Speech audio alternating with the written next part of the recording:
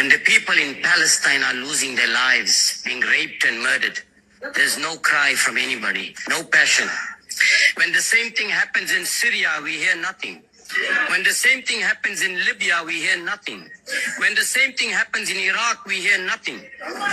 When the Ukrainians are violating the rights of other Ukrainians, particularly in the Donbass region, there's nobody crying for those people. What is the reason for that? What about India?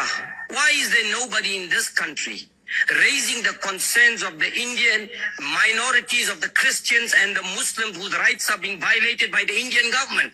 Nobody in this country is saying anything about it.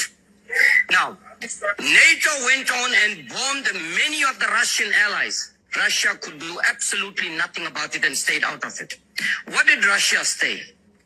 Demilitarization. Stay away from my Russian borders. If you notice what has been happening since 1990, they are coming closer and closer and closer to the Russian border until they will make Russia so weak that Russia will have no other option but to give in to them. That is what it is all about. But who is the root cause of this whole problem? It is clearly the West and the United States of America that is the root cause of all the mayhem and chaos and destruction all over the world. Let's talk about the biological laboratory which is funded by the Pentagon in Ukraine. Where is it coming from? Why are they getting involved in those? Let's talk about the number of people that were massacred by the Ukrainians who have been detained without trial. Nobody has said anything about that as well. Okay?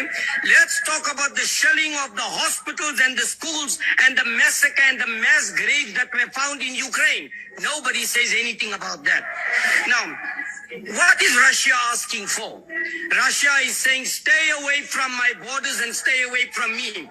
All you have been doing, and remember, Ukraine is being used as a fool by the United States and the West, and they're falling into the trap like many other countries have fallen in the trap previously, and that's what it is all about. Currently, there is a threat to the Russian Republic as a result of them coming closer to the Russian border, the eastern side. All Russia is saying, stay away. Do not collude with the West, because the West, we all know, have a hidden agenda. What is their agenda? To want to wipe Russia off the map as well. That is what it is all about. Now we come here and we look at one side of the story. We don't want to give an objective view. Yes, indeed, it is not good to take sides. I agree with whoever said that. But that is what we are doing here. We are forgetting about those people whose rights are being violated by the Ukrainians.